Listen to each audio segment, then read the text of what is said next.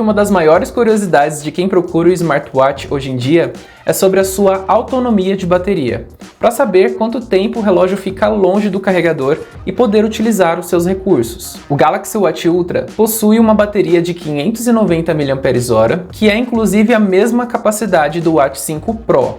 E aqui no canal já saiu um comparativo entre o Watch 5 Pro e o Watch Ultra. Caso queira ver, é só pressionar no link que vai aparecer aqui na tela ou no link que eu vou deixar na descrição caso você queira assistir. O tempo de carregamento do Ultra é por volta de 1h30, dependendo dos recursos que estão ativados nele e se ele está ligado. Infelizmente, o Galaxy Watch Ultra não permite o carregamento através do Wireless Power Share, utilizando o smartphone como carregador. A primeira experiência sobre a autonomia de bateria foi com um uso comum, estando com a maioria dos recursos ativos, sendo a medição de frequência cardíaca e estresse funcionando continuamente, localização ativa, todos os sensores ativos com precisão no momento do monitoramento de exercícios e os principais aplicativos que eu uso com as notificações ativas também. A duração com essas configurações foi de 2 dias. Eu peguei o relógio com a bateria em 100% pela manhã, respondi notificações durante o dia, à noite eu fiz um exercício de aproximadamente 1 hora e depois disso um monitoramento de sono enquanto dormia.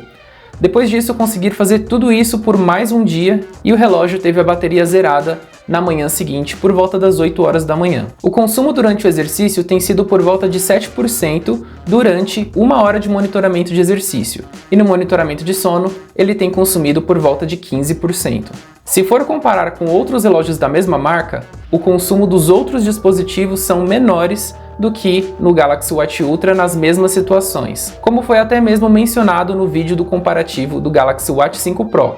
Mas algo que devemos levar em consideração é que o Galaxy Watch Ultra veio com um processador mais potente e com mais sensores, passando de 4 sensores, que seria o mesmo dos antecessores, para 13 sensores. Isso influencia diretamente na autonomia de bateria, pois quanto maior é o processamento, mais bateria o aparelho vai precisar. Por mais que o consumo da bateria seja maior na execução das atividades, eu notei que o aparelho termina consumindo pouca bateria nos momentos em que essas atividades não estão sendo executadas, e isso acontece por conta da inteligência artificial do aparelho, justamente para poder entregar maior desempenho nos momentos de uso do aparelho e guardar bateria em tarefas mais leves, ou até mesmo quando não está sendo executada nenhuma tarefa. Algo que foi destacado no lançamento do Galaxy Watch Ultra é a promessa do aparelho ter autonomia de 100 horas longe do carregador no modo de economia de energia. Para ficar mais fácil de entender, seria uma autonomia de por volta de 4 dias e 4 horas. E eu também fiz esse teste para saber se realmente durava esse tempo.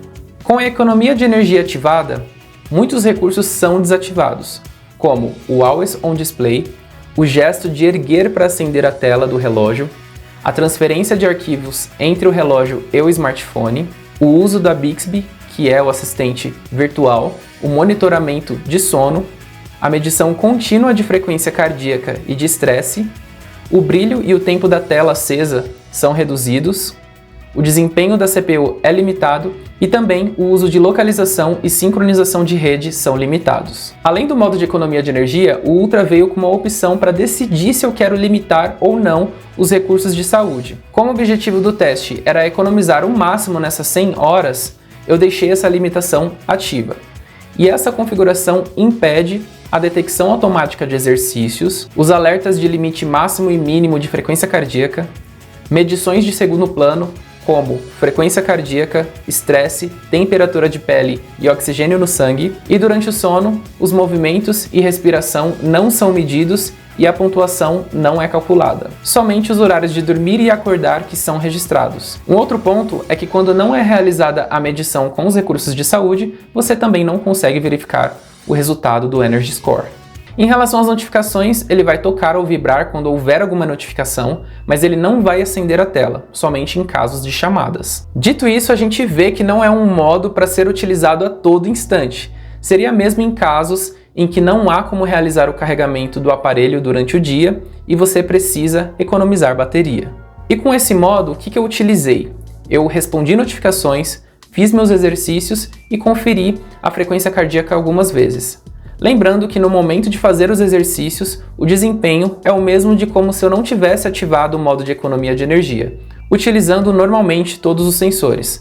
A diferença é que ele não vai ficar com a tela acesa durante o exercício. Nesse modo eu consegui utilizar o aparelho por quase 4 dias completos, totalizando uma autonomia de 84 horas.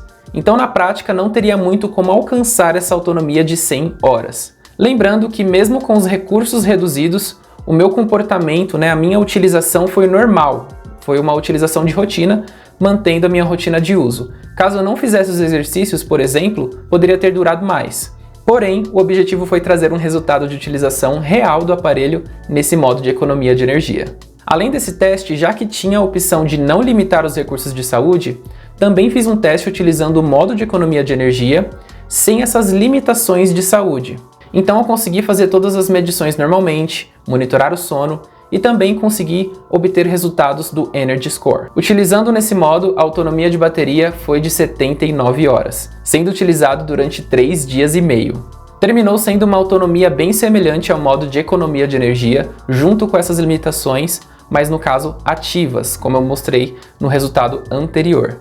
Concluindo, creio que a expectativa da maior parte dos consumidores seria que com a chegada da inteligência artificial, a bateria do Galaxy Watch Ultra teria uma autonomia maior que a do Galaxy Watch 5 Pro, ou até maior que as versões menores, mas terminou até mesmo semelhante à autonomia do Galaxy Watch 6 Classic, por exemplo, em um uso comum sem ter nenhum modo ativado. Porém, algo que eu percebi é que se não existisse uma inteligência por trás do consumo de bateria, o Galaxy Watch Ultra duraria menos ainda. A vantagem é a possibilidade de customização dos recursos de bateria que o aparelho entrega, podendo fazer um gerenciamento conforme sua rotina. Lembrando que esses resultados apresentados no vídeo em relação à autonomia de bateria foram em base do meu uso, então a autonomia de bateria vai apresentar resultados diferentes dependendo do uso de cada um. Devido ao uso de inteligência artificial para poder entender o seu consumo, a sua rotina de uso do aparelho, na primeira vez que você usa, até você zerar a bateria do aparelho, ele vai tentar aprender como a sua rotina funciona.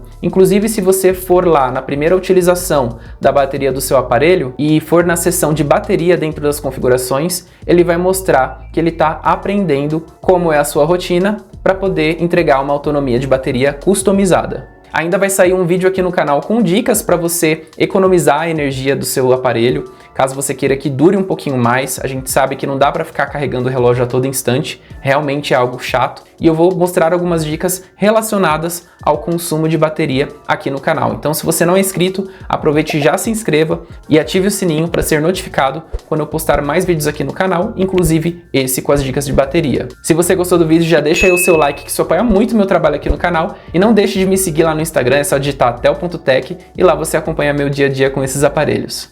Um abraço e até a próxima!